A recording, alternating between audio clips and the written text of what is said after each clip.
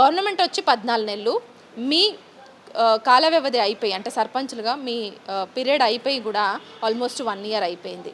మరి 1 ఇయర్ నుంచి మీరు పడుతున్న ఇబ్బందులు ఏంటి? గవర్నమెంట్కి ఏం చెప్పుకున్నారు? ఎందుకు స్పందించట్లేదు మీ విషయంలో? క్లియర్గా ఈ ప్రభుత్వానికి మేము అనేక రకాలుగా వినతిపత్రాలు ఇచ్చినాం.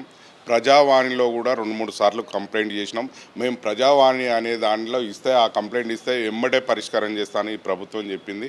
మేము ఆశతోని పోయి చూస్తే ఇప్పటిదాకే పరిష్కారం కాలేదు. అదేవిధంగా మంత్రులకు, ఎమ్మెల్యే గారికి అందరికీ మొరపెట్టుకున్నా కానీ ఎవరు కూడా మా సమస్యను పరిష్కరించుకుంటలేరు. మేము పదవీ కాలం అయిపోయి సంవత్సరం అవుతుంది, మా బిల్లులు ఇయ్యి అని మేము ముక్కని దేవుడు లేడు, అడగని అధికారి లేడు, కలవని మంత్రి లేడు, అనేక రకాలుగా కలిసి వీళ్ళని మొరపెట్టుకున్నా కానీ మమ్మల్ని పట్టించుకున్నారు.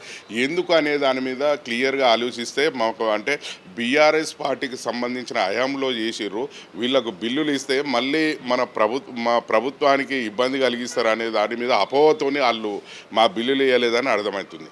ఎందుకంటే మేము చేసిన అభివృద్ధి పనులలో ఆ గ్రామంలో అన్ని పార్టీలకు సంబంధించిన నాయకులు ఉంటారు, అన్ని పార్టీలకు సంబంధించిన ప్రజలు ఉంటారు. ఒక సీసీ రోడ్ వేస్తే ఆ రోడ్డు పొంట అనేక పార్టీకి సంబంధించిన వాళ్ళు. మేము ఇండివిజువల్గా గెలిచిన వాళ్ళం, ఏ గుర్తు మీద గెలిచిన వాళ్ళం కాదు.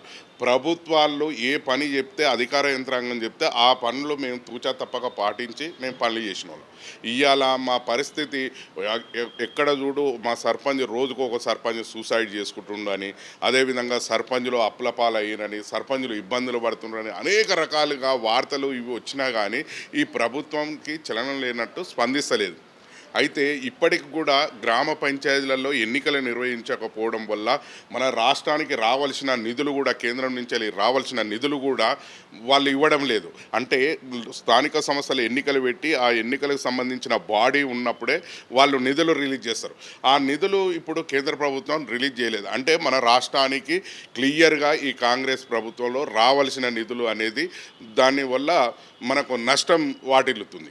అదేవిధంగా గ్రామాలలో చూసుకుంటే అభివృద్ధి పనులు అనేది మర్చిపోయారు. అసలు మేము పెట్టిన మొక్కలకు నీళ్ళు పోసేందుకు ట్రాక్టర్లో డీజిల్ ఉండలేదు. అదేవిధంగా అనేక రకాలుగా ప్రజలు కూడా ఇబ్బంది పడుతున్నారు. గ్రామంలో స్పెషల్ ఆఫీసర్లను పెట్టారు. అదేవిధంగా గ్రామ పంచాయతీ అధికారిని పాలన చేయమంటారు. అంటే ఒక ప్రజాప్రతినిధి లేకుండా ఇది ప్రజాపాలన ఎట్లయితుంది? గ్రామ సభలో నిర్వహించాలంటే ఆ గ్రామానికి సంబంధించిన పదవ పౌరుడు ఉంటే వాళ్ళ సమస్యలు పరిష్కారం అయ్యేది. కానీ ఆ దిశకు పోకుండా వీళ్ళు ఎన్నికలు అంటే ఒక భయాందోళనకు గురి అయ్యి ఇప్పటిదాకా స్థానిక సంస్థ ఎన్నికలు పెడతలేరు, మా బిల్లులు ఇస్తలేరు, అటు ఎన్నికలు పెడతలేరు. గ్రామాల్లో అభివృద్ధి అనేది సర్పంచులతోటే సాధ్యమవుతుంది అంటారా? ఇంకోటి ఏంటంటే స్పెషల్ ఆఫీసర్లను నియమించింది, దాంతోపాటు గ్రామ పంచాయతీ అధికారులను చూసుకోమన్నది. నిజంగా గాడిన పడినట్టేనా అక్కడ అభివృద్ధి ఏమన్నా కుంటు పడిందా? అభివృద్ధి అనేది కుంటు పడ్డది క్లియర్గా.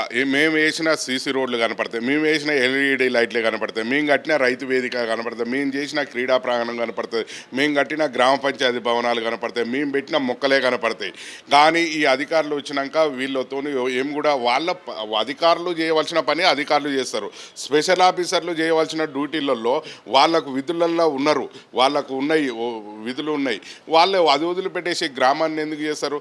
కాబట్టి ఎప్పటికైనా గ్రామానికి ప్రథమ పౌరుడితోనే సాధ్యమవుతుంది. ఏ అభివృద్ధి చేయాలన్నా, ఏ పంచాయతీ పరిష్కారం చేయాలన్నా, ఎటువంటి అభివృద్ధి పనులు చేయాలన్నా కానీ గ్రామ పంచాయతీ సర్పంచ్ ఆ ఊరు నాదనుకుంటాడు, ఆ ప్రజలు మా వాళ్ళు అనుకుంటాడు, అనేక రకాలుగా అనేది పని చేయగలుగుతాడు. సో ఆఫీసర్లకు ఏంది, వాళ్ళకి జీతాలు వస్తాయి, వాళ్ళు జీతభత్యాలతో వెళ్ళిపోతుంటారు. వాళ్ళు డబ్బులు జేబులకు పెట్టి ఇప్పటికి కూడా కొంతమంది పంచాయతీ సెక్రటరీలు కొంతమంది పైసలు తెచ్చి అప్పులు చేసి పెట్టినవని వాళ్ళు కూడా మా బిల్లులు రావాలని అడుగుతారు ఈ ప్రభుత్వాన్ని.